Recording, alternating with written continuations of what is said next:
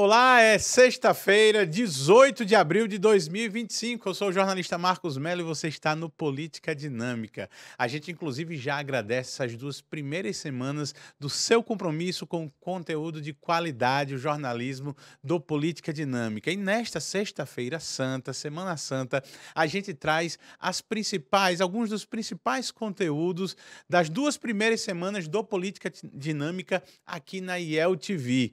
A gente traz como a Câmara Municipal de Teresina, por exemplo, aprovou uma lei que proíbe o uso de escapamentos barulhentos, os chamados cadrões, tanto em motos quanto em carros. A gente traz também detalhes sobre o Pacto da Educação, que, segundo o governo do estado, é um compromisso com o futuro do Piauí. E em entrevistas, a gente entrevistou a primeira governadora do estado do Piauí, a ex-deputada federal, ex-deputada estadual e atual diretora financeira do Sebrae, Margarete Coelho. Também entrevistamos o atual secretário de Educação do município de Teresina. Eles falam de polêmicas do passado, críticas do presente e planos para o futuro. Tudo isso aqui no seu Política Dinâmica. Acompanhe com a gente.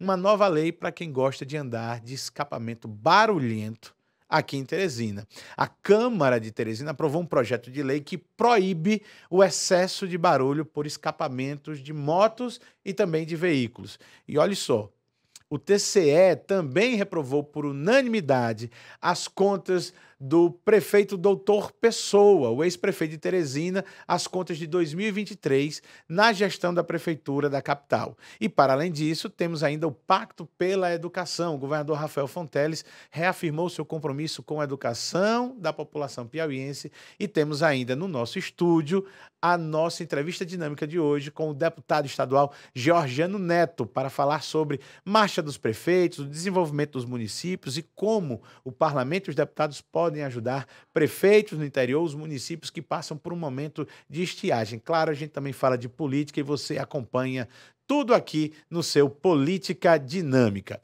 Aliás, a gente pede a você também que possa falar com a gente. Você pode mandar também o seu direct direto no Instagram.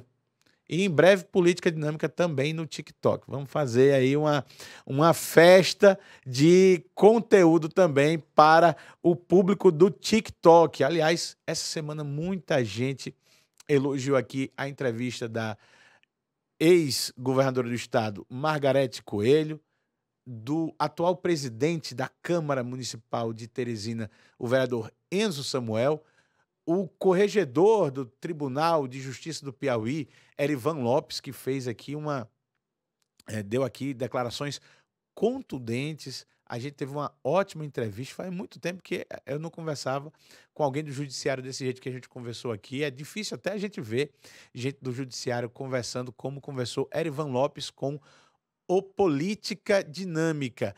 Ontem a gente teve também Ismael Silva, secretário municipal de Educação, e daqui a pouquinho Georgiano Neto chega para a gente encerrar essa semana de entrevistas. Mas vamos às notícias e Teresina está proibindo agora os escapamentos barulhentos. Talvez seja uma coisa para a gente levar para todo o estado. Tem novidade importante para você que dirige na capital. Foi sancionada uma lei que proíbe veículos com escapamentos barulhentos de circularem pela cidade. E isso inclui principalmente motos com aqueles chamados cadrões, que costumam incomodar bastante, especialmente durante a noite. O objetivo é combater a poluição sonora, algo que vem sendo muito reclamado pelos moradores da capital, principalmente nas áreas residenciais. Veículos fora do limite permitido de ruído podem ser multados e até apreendidos de acordo com a nova legislação. A responsabilidade pela fiscalização fica com a S-Trans, a Superintendência de Transporte e Trânsito. Para evitar transtornos, o ideal então é regularizar o escapamento e garantir que esteja dentro dos padrões exigidos. Aliás, essa história do cadrão também foi alvo daquele pacto, né, pela ordem. O pessoal da Secretaria de Segurança Pública, eu não sei se eles já se acertaram com o pessoal do Detran. Vou até pedir para a produção depois verificar isso. né? Parece que teve um ruídozinho aí entre a segurança pública e o Detran. Mas o certo é que o secretário de Segurança Pública, Chico Lucas, disse que moto desse jeito aí, com cadrom, fica na Blitz. Fica na Blitz. Não sai depois de ser identificado, não sai depois, só sai depois de regularizar. Vai ter que buscar lá no depósito. E essa lei, agora também aprovada pela Câmara Municipal de Teresina, reforça o compromisso, né, com a noção aqui em Teresina. A coisa mais sem noção do mundo é esse cadrom aí. Eu não entendo. A gente traz ela, diretora de Administração e Finanças do Sebrae Nacional, jurista e não apenas jurista, mestra em Direito Constitucional e doutora em Direito e Políticas Públicas, deputada estadual, deputada federal, vice-governadora e primeira governadora do estado do Piauí. Eu estou apresentando a vocês Margarete Coelho. Seja muito bem-vinda ao Política Dinâmica. Muitíssimo obrigada, estou muito feliz de estar aqui. Quero parabenizar pelos estúdios, tão lindos, estou encantada. Ah, maravilha, nova casa do Política Dinâmica aqui. Nossa Senhora, vocês capricharam muito, Marcos, está lindo. A gente caprichou e eu não quero errar no começo. Eu lhe apresentei também como primeira governadora do estado do Piauí. Eu me lembro de ter sido a primeira que eu chamei de governadora. Mas do ponto de vista legal, ninguém vai me contestar não e dizer que foi Regina Souza do PT a primeira governadora do estado do Piauí? Olha, quem primeiro assumiu o governo do estado do Piauí, a primeira mulher que assumiu o governo do estado do Piauí fui eu. Isso está nos anais da história.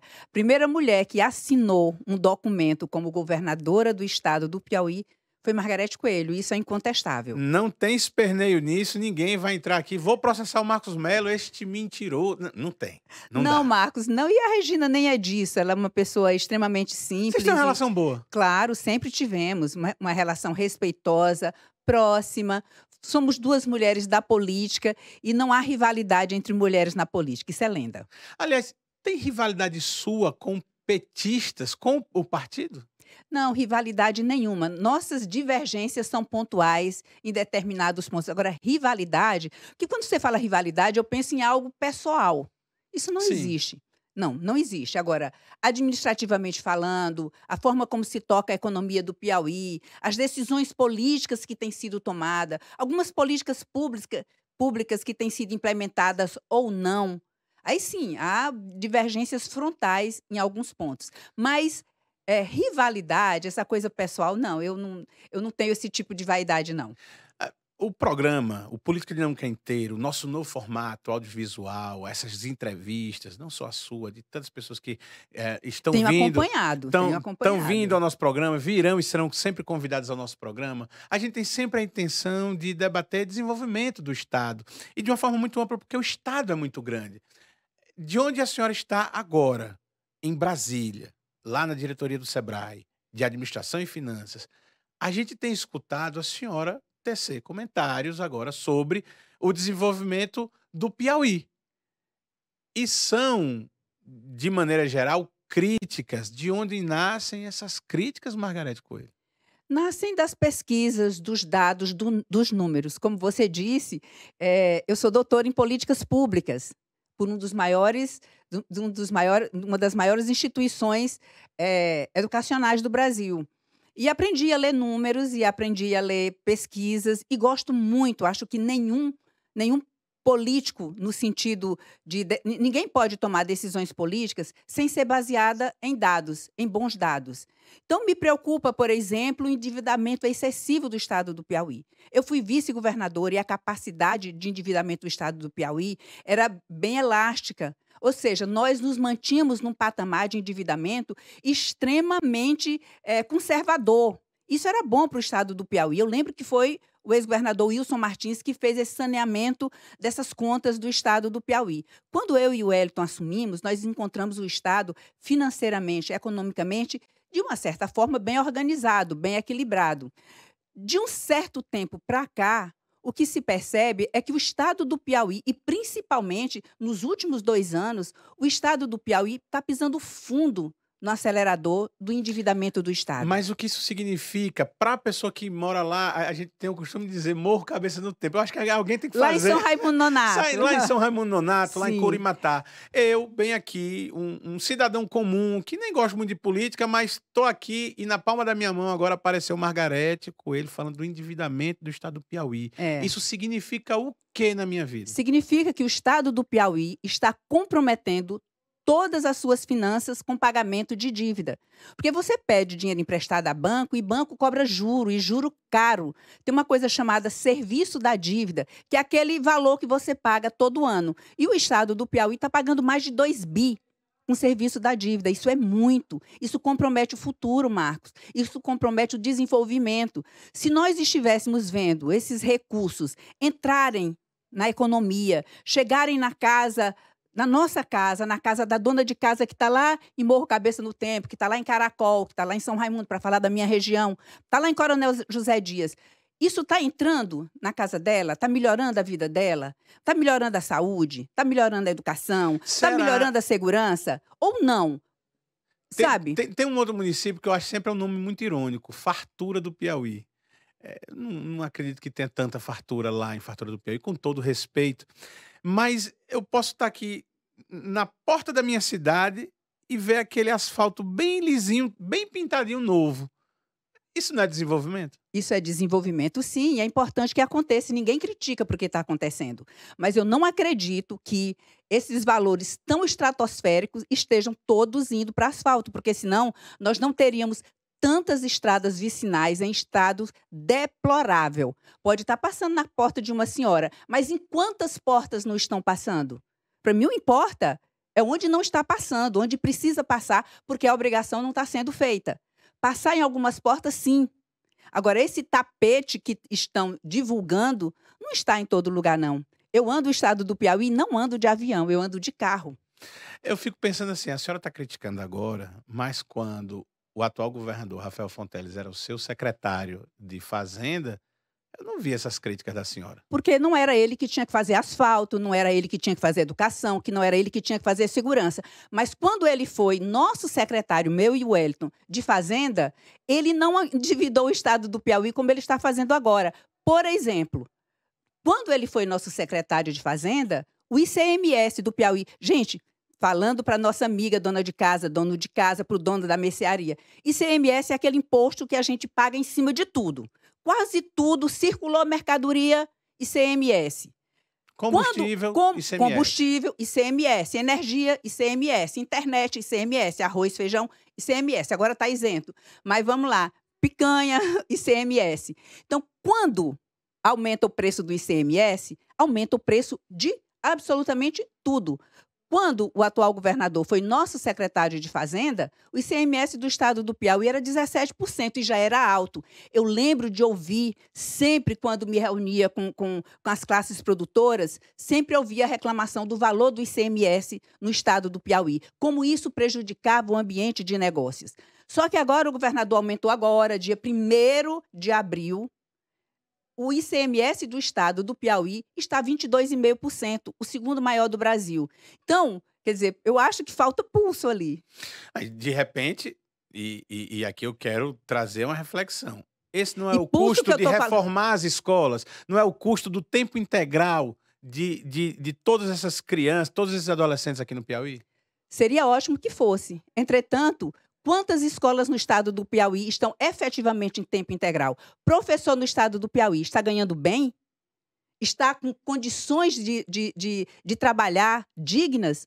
Porque outro dia eles estavam em greve. Não é possível que estivesse numa escola reformada, com inteligência artificial, com laboratórios e com salários em dias e reclamando do governador. Não acredito. A categoria de trabalhadores do estado do Piauí é séria, é ética, é engajada, é trabalhadora e não fariam, né, uma injustiça dessa com o governador.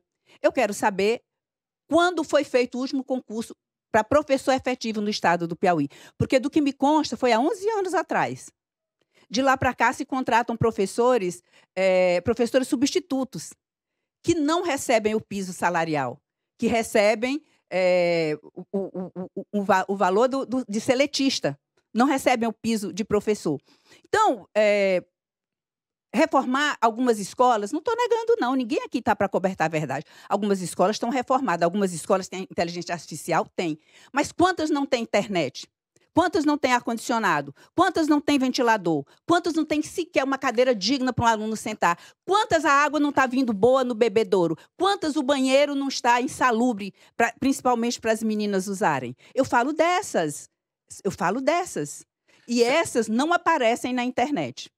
Mas a senhora sabe que existem escolas sem ventilador, ar-condicionado e sem banheiro digno de uso? Eu quero saber no Piauí quem não sabe. Não me diga que você não sabe. Não vou acreditar. A senhora já visitou alguma dessas escolas? Já. Várias. Meu Deus, vamos andar pelo Piauí, pelo interior do Piauí, e vamos ver. Minha senhora, mãezinha, você que está aí me ouvindo agora, me diga, a escola do seu filho tem ar-condicionado? Tem banheiro bom? Tem merenda boa? Tem internet boa? Tem, mãezinha? Se tiver, então tudo bem, eu retiro o que eu disse. O que, objetivamente, a gente estaria fazendo diferente se fosse um outro governo, um governo em que a senhora ordenasse ou influenciasse, que não está sendo feito agora, mas que levaria para o interior, para quem está nos vendo agora, na palma da mão, no celular, o que estaria melhorando na vida dessas pessoas se fosse um outro governo? Eu estaria, com certeza, melhorando o ambiente de negócios. Fazendo uma justiça tributária séria, bem estudada, pensando no desenvolvimento dos pequenos negócios. Marcos, no Brasil, a economia, não só no Brasil, no mundo inteiro, inclusive nos BRICS, onde eu estive agora, a base da economia, mais de 95%. Hoje, porque você sabe que muda muito esse número, né? Todo dia abre empresa, todo dia fecha empresa, tem um número que mais ou menos flutua. 95% da base da economia está nos pequenos negócios. Mercearia, salão de beleza, uma farmácia, sabe, um açougue, uma vendinha. Está ali. 55% dos empregos do Brasil estão ali. Das carteiras assinadas, eu estou falando disso. Das carteiras assinadas estão nos pequenos negócios. E eles estão pagando ICMS de 22,5%. Para gerar emprego e renda, eu trabalharia apoiando fortemente os pequenos e micronegócios do Brasil. Os MEIs, aqueles microempreendedores individuais, porque são eles que movimentam a economia, que geram emprego, que tiram as pessoas da zona da pobreza. Inclusive, é uma das soluções que o Ministério do Desenvolvimento tem buscado para retirar pessoas do cadastro único, do CAD único. E eu quero só lhe dizer, o arroxo é tão grande no estado do Piauí para os pequenos, que na pesquisa feita pelo CAGED, por exemplo, o estado do Piauí é um dos estados que tem gerado menos emprego. Ouvi o governador falar em 80 mil empregos. 80 mil empregos. 80 mil empregos. Gerados por um plano de desenvolvimento. Exatamente. Então, vamos lá, vamos fazer conta, né? Sim. Vamos fazer conta. Em 2023, foram gerados 20 mil empregos no Brasil, dado de CAGED. Mas eu quero explicar, não foi só 20 mil. É porque o CAGED, ele considera empregabilidade quando você subtrai do número de carteiras assinadas novas dos de admissão para os de demissão, né? Quem saiu e quem entrou. Quando você fez essa conta em 2023, só foram criados 20 mil cargos. 20 mil novos empregos. Postos de trabalho. Postos de trabalho. 2024, esse número caiu. Apenas 13 mil novos postos de trabalho foram criados. 33. Exatamente. Teríamos que ter gerado 40. Não é isso? A esse tempo já deveríamos ter mais de 40 mil novos. Já deveríamos ter mais de 40 mil novos. E não temos. E mais, quando você pergunta para ele, você toma o pulso, né? Que era o que eu estava falando naquela hora. Quando você pergunta o sentimento do pequeno empreendedor, daquele pequeno dono de negócio, dono da mercearia e tal, do que ele sente do negócio dele de 23 para 24. Ele diz que ele está vendendo menos, que a vida dele piorou. E por que piorou? Porque os custos do negócio dele aumentou. Por que os custos do negócio dele aumentou? Porque a carga tributária aumentou também. Mas ele não pode aumentar o lucro na mesma escala. Não, ele pode, se ele aumentar o lucro na mesma escala... Ele não vende. Ele não vende. Fica uma conta difícil de fechar. É uma conta difícil de fechar. Então, para te responder numa palavra, eu criaria um ambiente tributário favorável para os pequenos negócios. Eu os apoiaria com infraestrutura, criando condições favoráveis e atrairia investimentos para o estado do Piauí para ajudarem, né, no nosso desenvolvimento, gerando mais emprego, gerando mais renda e a gente entrando num ciclo virtuoso de desenvolvimento. Você conseguiria apontar um investimento ou um uso de verba pública, de recursos do Piauí, que na sua visão foi desnecessário e em um lugar melhor para aplicá-lo, de maneira objetiva? Porto de Luiz Correia. Ah, mas o Porto. O Ah, mas o Porto de Luiz Porto, Correia? ai, Porto de Luiz Correia. A senhora não teria investido lá? Não, não dessa forma, para inaugurar, para entregar. Obviamente que eu investiria no Porto, mas existem milhares de soluções. Nós estamos há quanto tempo enterrando dinheiro naquele porto? Quantos escândalos não estão enterrados naquele porto? E por que inaugurar um porto que não funciona? Por que inaugurar um porto que não está atraindo nada, nada de investimento para o estado do Piauí? Existe o argumento de que tem que construir o porto para chamar o investimento para dentro do porto. O Sim, investimento não vem para onde não tem nada. sim. Essa lógica não lhe Não, a satisfaz? lógica que não me satisfaz é fazer uma grande festa, um foguetório com músicas e cantores, de renome nacional para entregar uma obra que não está pronta. Aquele dinheiro poderia ter sido usado aonde? Poderia ter sido usado, por exemplo, para botar ar-condicionado, cadeira, ventilador, bebedouro digno para as crianças do interior do estado do Piauí, lá da fartura, onde farta tanto. Me diz uma coisa, é óbvio que está muito cedo, mas quando alguém critica um governo, principalmente num estado como o nosso, parece que é o adiantamento de uma pré-campanha, o lançamento de uma pré-candidatura. Parece que a pessoa quer se colocar à disposição. Eu não vou julgar isso, mas eu quero saber de você. Você acha que há espaço objetivo hoje, não na população sempre há espaço. A minha percepção é, há espaço nos grupos políticos, no ambiente político, para uma alternativa? Claro que há. A oposição existe para isso, para gerar alternativas. Mas eu quero dar um passo atrás na tua pergunta e Sim. começar te respondendo do começo. Na verdade, é nosso papel apontar quando há desvios de políticas públicas. Eu não estou aqui apontando desvio de recurso. Quem tem que fazer isso é o Tribunal de Contas. Nós temos órgãos de controles e temos meios para isso. Eu estou aqui para falar de políticas públicas que eu considero equivocadas, que não estão gerando as oportunidades que o Estado precisa oferecer para seu povo.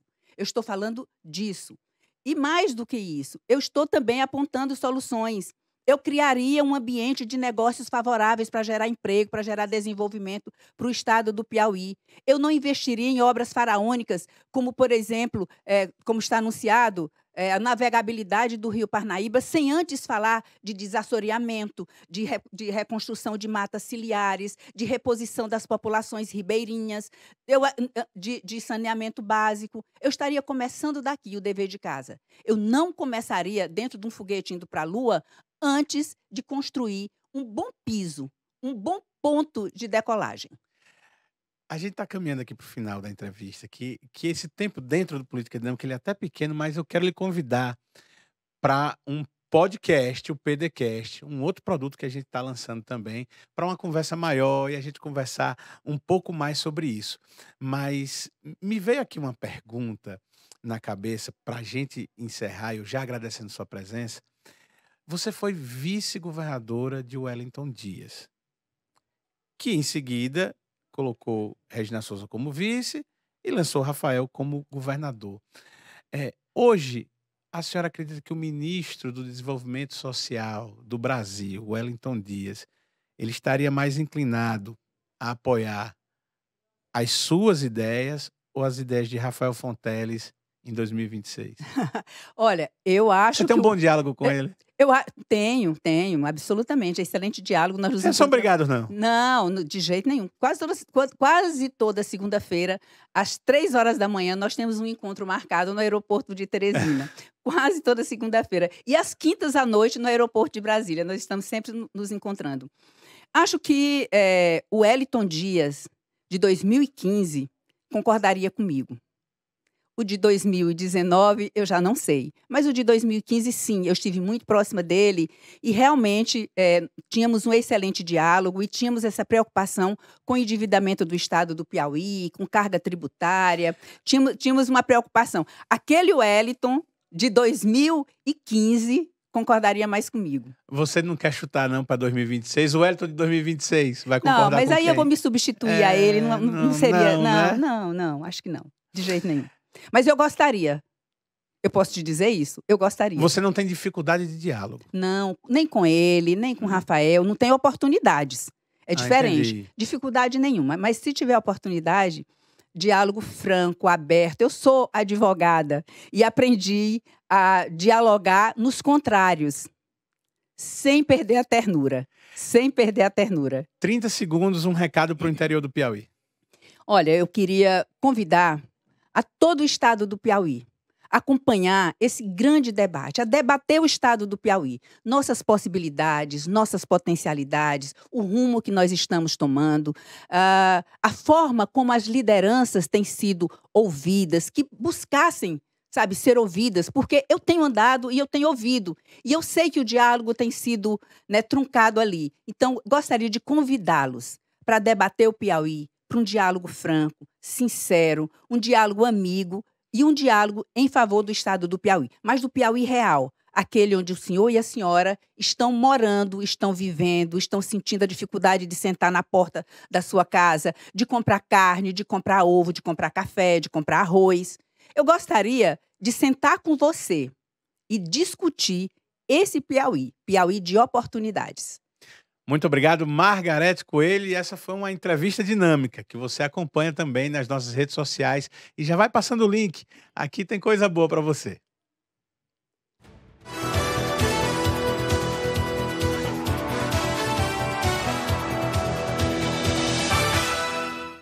Pois bem, o governador Rafael Fonteles reafirmou sua meta de alfabetizar 100 mil piauienses até o ano de 2026. Essa iniciativa faz parte do Pacto pela Educação, um programa que vem ganhando força em todo o estado, e o foco, segundo o governador, é alcançar jovens, adultos e idosos que, por diferentes razões, ainda não aprenderam a ler e a escrever. E mais do que oferecer aulas, segundo o governador, a proposta é garantir inclusão, dignidade e novas oportunidades para essas pessoas. Nesse quesito, as aulas já estão acontecendo em diversas cidades de forma gratuita, com educadores preparados e a metodologia voltada para a realidade de cada aluno. Segundo o governo do estado, a ação envolve parcerias com os municípios, com instituições de ensino e também com movimentos sociais. O governador Rafael Fonteles destacou ainda que alfabetizar é um passo essencial para transformar o futuro do Piauí e que nenhum avanço é possível sem investir de verdade na educação. Aliás, alfabetizar não é apenas, fazer com que a pessoa saiba ler ou escrever ou ler uma placa. A gente tem um problema seríssimo no estado, um problema enorme, que é o analfabetismo funcional.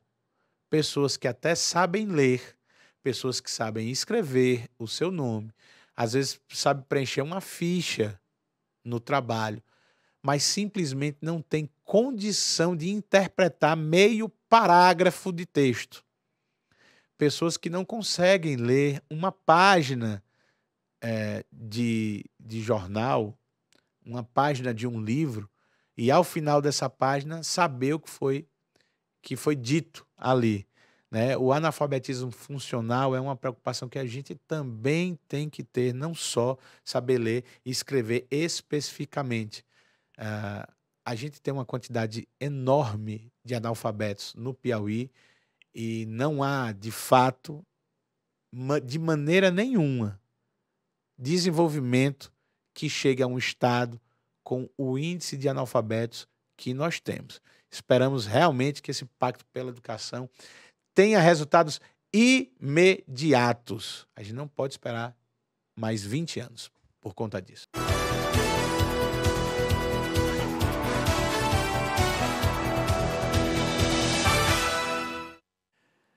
Já estamos recebendo, traz aqui, já estamos recebendo em nosso estúdio com uma enorme satisfação Ismael Silva, secretário municipal de Educação do município de Teresina, vereador, professor, cristão, pai, marido e corredor. Aliás, deixa eu te dizer aqui, seja muito bem-vindo, Ismael. Algumas pessoas estavam dizendo, Marcos, tira esse relógio. Tá, eu fico lendo aqui as mensagens. Não combina com o seu terno, mas combina comigo, porque eu sou corredor também. E eu estou muito satisfeito de acompanhar suas redes sociais, Ismael, e ver que você voltou às corridas também. Eu estou olhando, você está com um relógio de corrida no braço também, né? Seja muito bem-vindo. É isso. Marcos, boa tarde. Primeiro, um prazer estar aqui no Política Dinâmica, cumprimentar também todos os telespectadores. E é isso, né? A gente tenta ali, em alguns momentos aqui, retornando para as atividades físicas, tentando conciliar com essa correria dos desafios que nós estamos enfrentando agora na Secretaria Municipal de Educação. Então, quando tem um tempinho livre ali, estou tentando encaixar nossas corridas. Nas redes sociais, né? se a produção conseguir, se olhar o Instagram do Ismael, 5 fotos de prefeitura, tem uma foto de corrida lá. O meu também tá só corrida. É bom. Teresina tá passando por esse novo momento, né? Das pessoas conectadas com as pistas da cidade. É verdade. Assim, há algum tempo, na verdade, há alguns anos atrás, nós já havíamos compartilhado alguns momentos desses nas corridas e tive que me afastar um pouquinho também, mas agora nós estamos vendo um boom de corridas, né? Todo final de semana nós temos aí as corridas de rua pela cidade, os bairros cada vez mais, até nas regiões mais periféricas, estão organizando esses momentos, porque é qualidade de vida, né? Tem toda essa questão de saúde. As pessoas às vezes não têm habilidade para praticar uma modalidade esportiva como o futebol, o futsal, o vôlei, e correr todo mundo corre, né? Ou pelo menos caminha, né? Então, é uma atividade que ela é bem democrática e cabe todo mundo. Não, tem gente, assim como eu, tem gente que nem sabe jogar bola, nem sabe torcer pelo time certo. Eu torço pelo Vasco. Não, pois nós torcemos pelo time certo, viu? É um negócio assim, é muito sofrimento. Mas vamos voltar aqui para o interesse da nossa entrevista. Ismael, a gente está se aproximando de 100 dias de gestão. É uma nova gestão, é uma gestão que trazia consigo muitas expectativas. A gente, nesses últimos 3 meses e pouquinho, falou muito do que foi deixado. A herança que a gestão do Dr. Pessoa deixou em Teresina. Com 100 dias, parece que a paciência das pessoas já vai se encerrando, já vai acabando um pouquinho e elas querem saber o que é que tem para frente. A gente tem amanhã, inclusive, o prefeito Silvio Mendes, ele vai fazer essa prestação de contas geral da cidade. Mas Teresina sempre teve um farol de tudo o que faz na Secretaria de Educação. Como é que está essa responsabilidade? Onde estamos agora e para onde vamos agora? Olha, na verdade, hoje nós estamos com 99 dias, né? Amanhã completam-se 100 dias dessa nova gestão, desse novo modelo de gestão, e tem sido um grande desafio. O grande desafio tem sido organizar a casa, colocar realmente a casa em dias para que a gente possa aí planejar o futuro, mas já conseguimos aí ver grandes passos que foram dados nesses primeiros 99 dias, passos importantes, sobretudo no que diz respeito à própria estruturação das nossas escolas, da própria rede, a questão de novos profissionais na nossa rede municipal de educação.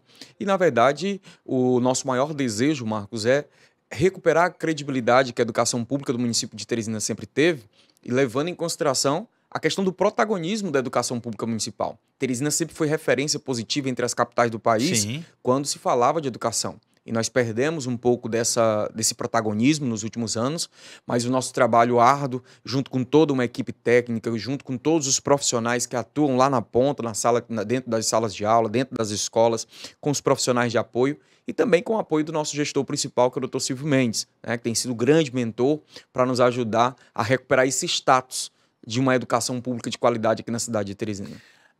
Teresina também serve de exemplo para o interior. A gente sempre recebe aqui algumas mensagens do interior e muita gente diz assim, ó, as aulas aqui na minha cidade só começaram no final de março. Como foi o desafio, o ajuste para as aulas voltarem o mais cedo possível? Que dia começaram as aulas aqui em Teresina? As aulas em Teresina iniciaram no mês de fevereiro. Sim. Na primeira semana de fevereiro, nós iniciamos o período letivo aqui na cidade de Teresina. Foi um grande desafio também, porque, na verdade, nós tínhamos, do ano passado, ainda algumas dificuldades relacionadas, sobretudo, à questão de dívidas com o transporte escolar, com a parte realmente referente às estruturações das escolas. Mas, para isso, nós tivemos que fazer, Marcos, uma grande força-tarefa no mês de janeiro, de manutenção, de reparos nas escolas, pelo menos do básico. Por exemplo, relacionado a retelhamento, a recuperação de banheiros, porque a grande situação é que o nosso período letivo inicia junto com o período de chuvas. Então, nós estávamos com muito receio de termos maiores problemas para iniciar o período letivo, de prejudicar esse calendário, mas com muito esforço nós conseguimos aí iniciar no mês de fevereiro e estamos dando conta do recado aí com o início do período letivo nas nossas escolas. Me parece que hoje a Prefeitura de Teresina ela trabalha de uma maneira mais, vamos dizer assim, coordenada entre secretarias. Eu vi, inclusive, a comemoração essa semana do Semana, o Centro Sim. Municipal de Atendimento Multidisciplinar. É um serviço feito pela Secretaria de Educação, mas também pela Fundação Municipal de Saúde. Isso. Na gestão anterior, me parecia sempre que cada secretaria era uma ilha. Isso parecia a mesma coisa para o senhor e hoje é diferente? Me explica como é que vocês coordenam essa integração entre secretarias. Foi até importante você tocar nesse assunto, Marcos, porque eu acho que nós estamos na mesma gestão, nós estamos no mesmo barco. Então, as pastas precisam se comunicar, precisam se ajudar nesse processo. Em relação ao SEMAN, por exemplo, é fruto de uma parceria entre a Secretaria Municipal de Educação e a Fundação Municipal de Saúde, que faz esse atendimento às crianças que têm a dificuldade de aprendizagem, né? Transtornos relacionados à dificuldade de aprendizagem, como, por exemplo, o TDAH, a dislexia, a dislalia, enfim. E nós temos esse atendimento com a parceria com a FMS. A FMS tem profissionais que atendem lá juntamente com os nossos profissionais. Nós temos o neuropediatra, nós temos o psiquiatra, nós temos o terapeuta ocupacional, enfim, todo voltado para esse público. E o grande passo que nós demos nesse ano de 2025, nesse início de gestão, em parceria, por exemplo, com o professor Charles, foi dobrar a capacidade de atendimento, a oferta do serviço. Nós saímos de 300 alunos, indo agora para 600 alunos só nesse primeiro centro, que a ideia também é até meio que descentralizar. Existe essa discussão embrionária com o nosso prefeito, mas esse não é o único exemplo que eu trago. Exemplo, por exemplo, da relação com as outras, com as superintendências, com as SDUs, em que nós conseguimos, nesse início de mês de janeiro e de fevereiro, uma parceria para fazermos toda essa parte de limpeza, capina, poda de árvores no entorno e nas dependências das nossas escolas que estavam realmente precárias. Agora uma parceria com a S-Trans, fazendo um trabalho de com relação à questão de sinalização viária, tanto vertical quanto horizontal, nas proximidades das escolas, para trazer uma segurança viária para as nossas crianças, adolescentes, para os pais e para a própria comunidade escolar. Então, é uma gestão que se comunica, essa é a grande verdade. Você tem preocupação com a qualidade dos prédios públicos, até assim? Eu tenho que dizer aqui, e você me corrige, mas o doutor Pessoa deixou um colégio que, pelo menos quando eu passo na frente, é muito bonito lá, o 15 de outubro, ali na Avenida Duque de Caxias. Eu não sei, mas pelo menos a propaganda oficial à época dizia que aquele era o prédio mais moderno das escolas públicas de Teresina, municipais. Qual é a diferença entre aquele prédio e o mais simples? Essa diferença está muito grande ainda? É uma diferença colossal. Por quê? Porque, na verdade, aquela estrutura que nós temos hoje ali da Escola Municipal Ambiental 15 de outubro, prefeito Firmino Filho, na Duque de Caxias, no Parque da Cidade, ela é uma estrutura que foi desenhada para ser uma escola referência, que, na verdade, era ainda da gestão do ex-prefeito, saudoso Firmino Filho, que seria de uma parceria com o BRICS, para a construção de 8 escolas na cidade com um padrão semelhante àquele que nós temos ali. Só que, por exemplo, à época ela estava orçada em aproximadamente 24 milhões de reais, não houve avanços na gestão do Dr. Pessoa para formalizar essa parceria, essa operação de crédito junto ao BRICS e, naturalmente, foi executada com outros recursos, com recursos oriundos do empréstimo do Banco Brasil. Uma obra que estava orçada em 24 milhões custou 42 milhões de reais. Não, peraí. Isso precisa ser dito aqui. Você está dizendo que aquela escola não seria a única. Seriam 8 Sim. financiadas externamente. O banco ia financiar como projeto de desenvolvimento. Sim. E o doutor Pessoa perdeu, a gestão dele perdeu o tempo, o time, e teve que fazer não 8, mas apenas uma, E com Ao o dobro. dobro do preço. Ao dobro do Meu preço. Deus, que loucura. E assim, toda aquela estrutura quando a gente passa na frente ou quando a gente entra, a gente acha realmente muito linda, mas não houve nenhum planejamento para o funcionamento da escola. Se você entrar na escola, nós estamos correndo contra o tempo para estruturá-la, porque nós recebemos ela, por exemplo, particularmente quase que 100% sem mobília, né? Então nós tivemos que correr atrás da mobília. A mobília que nós temos lá, inclusive, é uma mobília antiga da Escola 15 de Outubro, que estava funcionando num outro prédio cedido pelo governo do estado, ali na região do Pirajá. E, na verdade, eu costumo dizer que ela é uma alienígena, se comparado com a estrutura mínima que nós temos lá na ponta, né? Nós temos escolas aqui na cidade de Teresina, eu dou uma referência de uma escola específica, que ela, na zona rural sul de Teresina, que o banheiro era de palha. Né, que os profissionais de apoio, que os profissionais que atuam naquela escola usavam um banheiro de palha. Então, assim, nós estamos, na verdade, pegando meio que o barco andando e tentando, na verdade, sabe, fazer os ajustes mesmo com ele andando, para que a gente possa conseguir colocar em condições mínimas de funcionamento. O 15 de outubro ainda precisa de muito ainda. O auditório, por exemplo, o auditório não possui uma carteira. Então, nós precisamos fazer toda essa questão de fazer uma força-tarefa, nós estamos executando isso junto com a nossa equipe de engenharia para tentar colocar realmente nos eixos. Ainda tem um outro ponto, por exemplo, escolas de tempo integral. Foi um dos pontos positivos que eu costumo dizer que nós encontramos. Nós encontramos em caixa 12 milhões de reais do governo federal, que era para ampliar essas escolas de tempo integral, seja a construção de um pátio, seja a construção de um refeitório, seja a aquisição de bens, e que esses recursos nunca tinham sido utilizados. E nós estamos correndo contra o tempo para finalizar os projetos, para que a gente não possa, por exemplo, chegar em outubro e devolver esses recursos. Para você ter uma ideia, os 12 milhões de reais do ano passado renderam 1 milhão e 300, então tem 13 milhões e 300 em caixa, que nós estamos correndo contra o tempo para finalizar projetos. Para você ter uma ideia, nem precisava de licitação. Em alguns casos. Não, porque essa linha de financiamento, essa operação do governo federal, ela diz assim, olha, se você, enquanto secretaria, já tiver uma empresa contratada em outra licitação, pode-se aproveitar os serviços dessa empresa para execução desse serviço do tempo integral para agilizar. E não houve, na verdade, nenhuma aplicação desse recurso, né? Então, nós estamos agora já aplicando desde o mês de janeiro, já convocamos empresas para realização, para prestação desse serviço, que nós tínhamos contratos vigentes, e nós temos até outubro para utilizar todo esse recurso. Assim, a entrevista nem é para questão de caça às bruxas, mas agora você me deixou, ficou aqui na minha cabeça. Pelo menos de tudo que você está vendo aí, está contando aqui, tem papel disso encaminhado, pelo menos para algum órgão de controle, Polícia Federal, Polícia Estadual, sei lá. Vocês encaminharam esses... O pessoal gosta de dizer assim, achados, né? Mas parece que são sumidos. Sim. Vocês encaminharam isso para órgãos de controle de polícia? Na verdade, foi feito um trabalho de auditoria, né, nessa gestão do Dr. Silvio Mendes. Foi solicitado de todas as secretarias, de todos os órgãos que apresentassem todos os contratos, todas as comprovações de pagamento, todas as minutas contratuais fossem entregues à Procuradoria-Geral do município, e nós fizemos isso. Já repassamos para a Procuradoria-Geral do município, já repassamos para a Secretaria Municipal de Governo, para que se possa fazer esse trabalho justamente de auditoria das contas, né, daquilo que foi contratado, daquilo que foi efetivamente pago, daquilo que ficou pendente de pagamento. Na ordem aí só de dívidas processadas, nós tínhamos ali em torno de 126 milhões de reais, fora as não processadas. Então, nós temos aí, entregamos toda essa documentação para a Procuradoria-Geral do município. Rapaz, é um absurdo, é muito, 126 só na Secretaria de Educação. Processadas. Porque tem aquelas coisas assim, que ainda vão aparecer. Contrato assim que não... Algumas sem cobertura contratual, né? Então, nós tivemos algumas situações loucura. delicadas. Mas já repassamos todos para a Procuradoria. Nós estamos correndo contra o tempo agora para que a gente possa realmente dar um novo passo. Estamos avançando nesse sentido também de um novo modelo de gestão organizado, padronizado, né? E hoje tem todo um controle. Acompanha a PGM, acompanha a Controladoria-Geral do município, acompanha o próprio prefeito. É transparente isso. Sim, hoje. sim.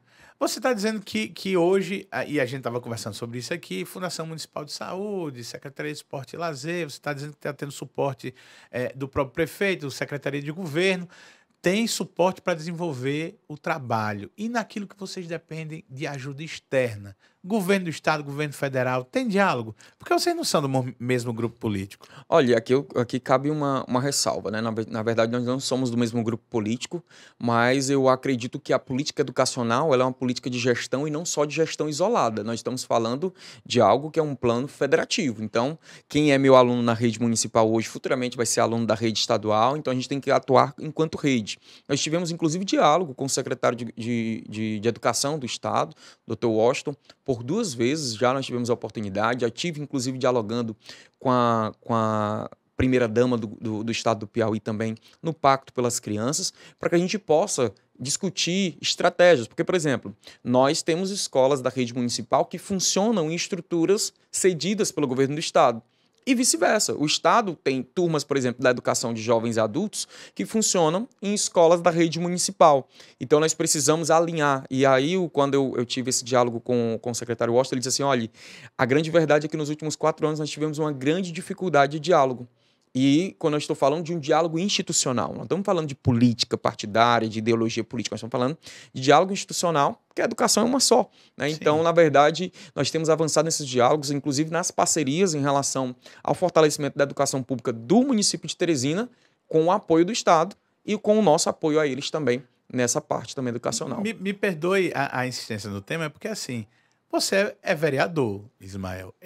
Eu não acredito que tenha qualquer pessoa na prefeitura ou na Câmara Municipal querendo que a educação dê errado. Mas talvez tenha alguém que não queira que o Ismael se projete tanto com os resultados da Secretaria de Educação. E eu não estou falando de você especificamente, porque lá no governo do Estado, você tem o Washington Bandeira, um cara que deixou de ser juiz federal, largou para ser secretário de Estado da Educação. E eu não imagino que qualquer deputado ou pessoa no governo queira que dê errado a educação do Estado. Pelo contrário, eu só vejo todo mundo torcendo para que dê certo. Mas, ao mesmo tempo, eu vejo um e outro ali com aquele, esse cara vai passar na frente de todo mundo, vai virar vice-governador, ou quem sabe candidato a deputado federal, estadual, seja lá qual seja as inspirações. As pessoas misturam isso. Como é que você deixa isso separado no teu dia a dia? Olha, primeiro, eu gosto muito de ressaltar isso. Eu estou encarando essa oportunidade que a mim foi entregue às mãos pelo Dr. Silvio Mendes como uma grande oportunidade de eu poder retribuir para a educação pública do município de Teresina aquilo que ela um dia me proporcionou. Afinal, sou fruto da educação pública do município de Teresina. No mais, sou profissional da educação, sou professor universitário desde 2017, foi o que eu sempre sonhei ser, fui professor, saí da graduação em 2015, 2017, fui para a sala de aula, estou cursando um mestrado em Direito pela Universidade Federal do Piauí e, assim, o meu trabalho dentro da Secretaria Municipal de Educação é um trabalho técnico. Hoje a nossa preocupação é uma preocupação técnica. Quem tiver, por exemplo, incomodado com o nosso posicionamento, achando que nós estamos fazendo um trabalho de forma política, eu costumo dizer que vai acabar se decepcionando lá na frente. Por quê? Porque a nossa preocupação é técnica, tanto que, na verdade, em muitas situações eu até me blindo. Né? Eu coloco minha secretária executiva para conceder uma entrevista, coloco minha secretária executiva de ensino para conceder uma entrevista. Mas tu recebe, por exemplo, os vereadores têm porta aberta lá na Porta aberta, todos os SEMEC? Parlamentares, todos os vereadores têm porta aberta. Boa parte dos vereadores já estiveram comigo lá nesse ano. Já recebi deputados do PT, já recebi deputados do Progressistas, enfim... Não tem perseguição se um professor ou um assessor, qualquer pessoa lá da SEMEC vota no outro vereador. Não tem problema. Não, nós não temos problema em relação a isso, até porque também tinha sido uma determinação do nosso prefeito para a gente não fazer um trabalho de caça às bruxas. A nossa preocupação, como eu disse, é uma preocupação técnica. Para você ter uma ideia, a nossa gerência de ensino tem 5 gerências. As 5 gerências são ocupadas por servidores efetivos da rede municipal de Teresina, por professores da rede municipal. Então, a nossa preocupação hoje é uma preocupação técnica dentro da SEMEC. Se isso vai gerar frutos, se isso vai gerar algum resultado, consequência do ponto de vista político no futuro, aí é só o tempo que vai dizer. Mas nesse momento a nossa preocupação, eu não consigo nem falar de pensar em questões políticas, porque nós temos tantos problemas na SEMEC que se eu desviar o olhar, se eu desviar o foco da SEMEC, certamente o barco vai afundar, vai naufragar nessa jornada. Eu recebi aqui uma mensagem muito interessante de um pai de aluno, está dizendo assim, ainda não conseguimos competir com os colégios particulares. A carga horária deles é muito maior. E se meu filho tivesse mais tempo na escola, eu teria mais tempo também para o meu trabalho, que põe o pão em casa. Você acha que tem possibilidade de aumentar a carga horária nos municípios? Olha, na verdade, o que nós temos hoje, eu acredito que o pai esteja se referindo sobretudo à educação em tempo integral, né? As escolas que funcionam em regime de tempo integral. Eu tenho alguns questionamentos em relação a isso. Houve um planejamento da gestão anterior para esse ano de 2025 de ampliação. Nós temos hoje 323 unidades de ensino da rede municipal em Teresina. São 150 escolas de ensino fundamental e 173 centros municipais de educação infantil. Houve um planejamento de aumentarmos 2 escolas para tempo integral e 9 CMEIs, né? 9 creches para tempo integral. Só que todo esse planejamento ele precisa ser feito com responsabilidade. Faz-se um planejamento para tempo integral, mas quando eu chego, por exemplo, na escola, a escola não tem condições para funcionar em tempo integral. E escola, eu sempre digo, não pode ser um depósito de criança. Não é você trancafiar uma criança, um filho dentro da escola e passar o dia nessa escola sem dar as condições necessárias para essa criança se desenvolver no processo de ensino-aprendizagem e sem dar as condições de trabalho também para os profissionais da educação. Nós precisamos avançar na educação, estamos avançando, batemos inclusive aqui, trazer essa informação de utilidade pública, batemos recorde de matriculados na rede municipal, isso demonstra a recuperação da credibilidade, mais de 90 mil alunos matriculados hoje na rede municipal de Teresina, com a possibilidade de ampliação das 2 creches que foram inauguradas na gestão passada, mas que ainda não estavam prontas, né? Então nós estamos finalizando agora essas creches, está lá com a placa de inauguração da gestão anterior, mas na verdade elas não estavam nem a obra, nem mobiliário, nada estava pronto nessa obra. E nós estamos agora com a previsão de, neste mês de abril até o iníciozinho de maio, iniciarmos o período letivo dessas escolas também e ampliarmos, assim, o número de matrículas da rede municipal. Ismael Silva, THE. Siga esse cara que é o secretário de Educação no município. Siga para poder cobrar, tá bom? Siga para poder cobrar. Eu quero agradecer a sua presença no nosso programa mais uma vez, Ismael, e dizer que essa é a primeira vez, a primeira semana do nosso programa. Eu fico muito satisfeito, mas não vai ser a última esse ano. Pronto. A gente ainda vai acochar os parafusos aqui com você. Eu fico muito lisonjeado e aqui de participar desse momento. Você sabe que eu sou, na verdade, um admirador do seu trabalho. Eu sou do seu. Eu concedi, acho que o público talvez não saiba, mas as minhas primeiras entrevistas, ainda como suplente de vereador, no intervalo entre 2016 e 2020, quando eu perdi a eleição em 2016, a primeira vez candidato a vereador, foi com você, Marcos. Sempre estava ali me incentivando, né? Então, assim, agradecer o espaço e dizer que nós estamos à inteira disposição. Eu costumo dizer que eu só mudei de lugar. Eu só mudei da Câmara para a Secretaria de Educação. A nossa conduta, a nossa transparência, o nosso zelo com a coisa pública permanece o mesmo.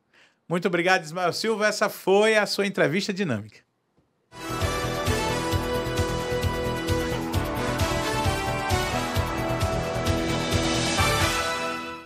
E você acompanhou, então, aí alguns dos principais momentos destas 2 primeiras semanas do Política Dinâmica diariamente no audiovisual aqui da IEL TV. A gente se encontra agora na próxima segunda-feira.